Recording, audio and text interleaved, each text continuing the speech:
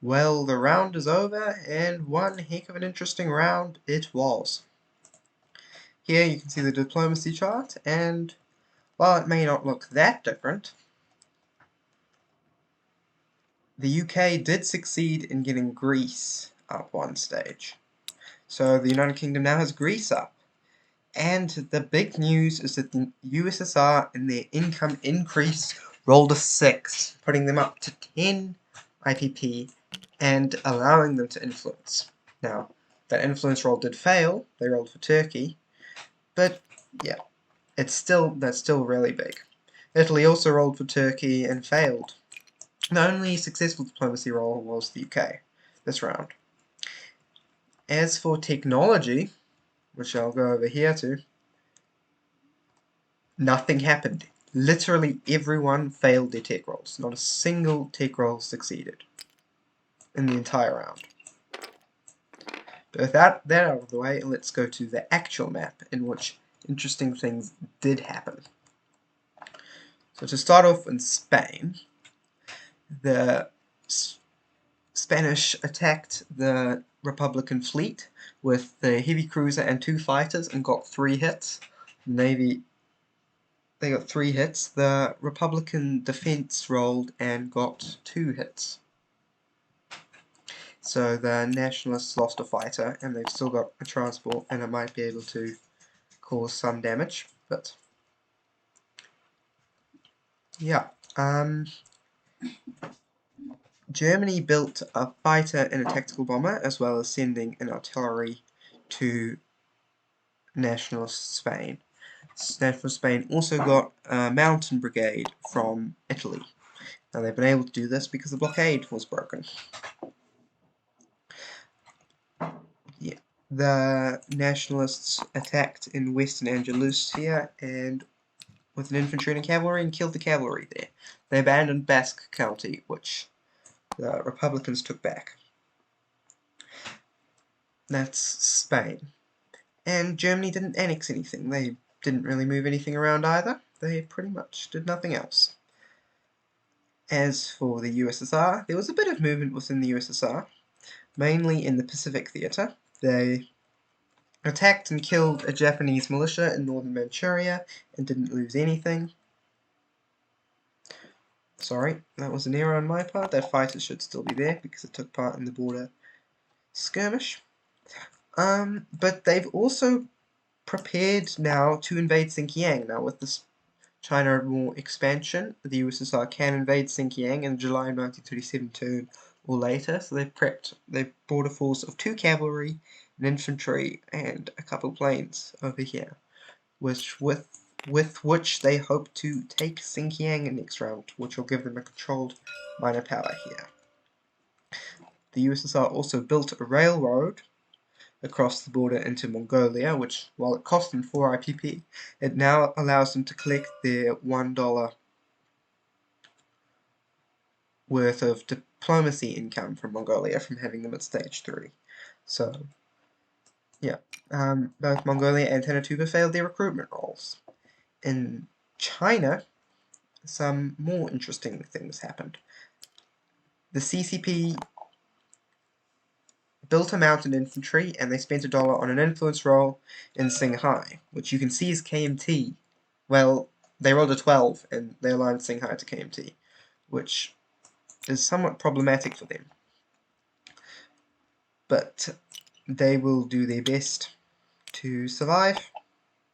Anyway, they've just regrouped a bit, and Japan is building up for an attack into China, as you can see. So they've got 4 Marines and 2 infantry and a whole lot of stuff here, as well as they've got all their aircraft in position to attack. So they're just gonna probably go and turtle in Shenxi. That's all they can do, really. KMT did pretty much the same thing. They've just moved down into Sichuan, and they're going to wait for the Japanese to come. They can't do that much. They do have Yunnan though, sorry. So KMT collected 11 IPP, 2 from their opium.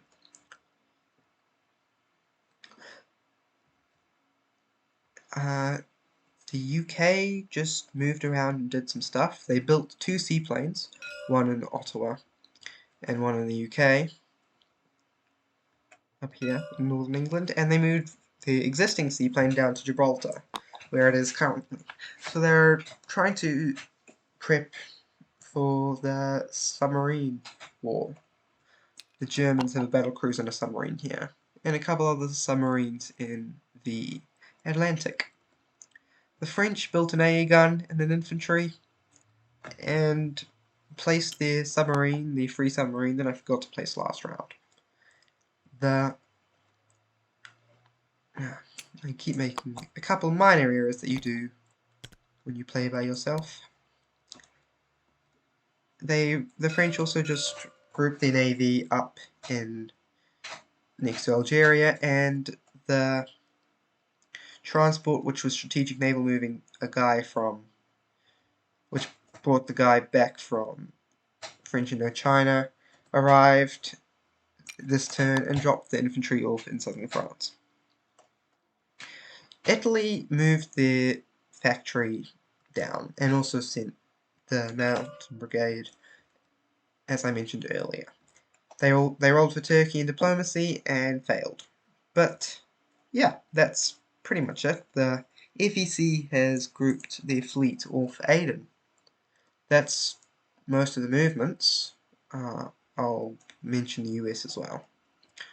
The US started a new battleship and upgraded one of their factories to a major factory in anticipation of a Japanese attack on China. They want those tech rolls. So, let's see what the random event will be for this turn. Could be quite consequential. For China. And then I'll roll for the German diplomacy rolls. This will probably be the last roll of the before war table. So hopefully we get something other than nationalist loyalties.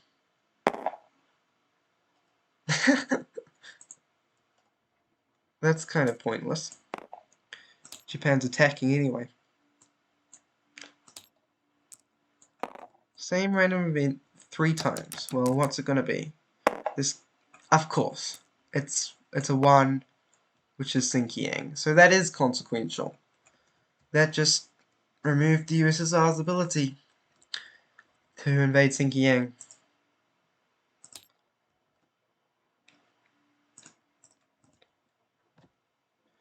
Which is a bit of a pain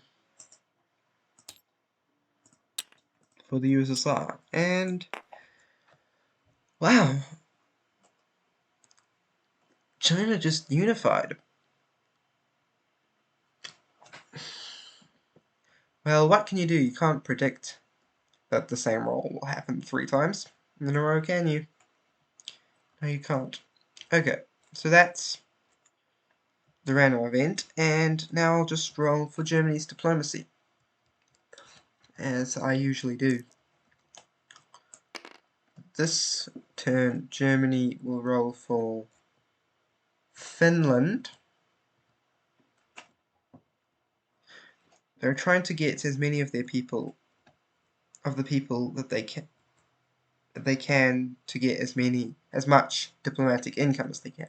So they'll roll for Finland, and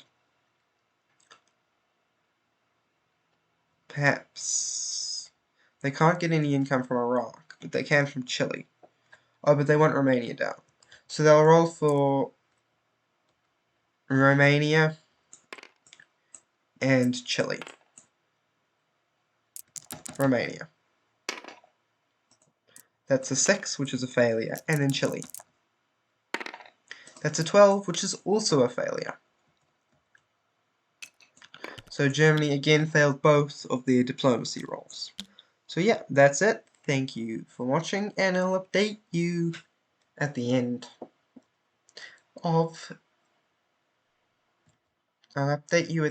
of next term.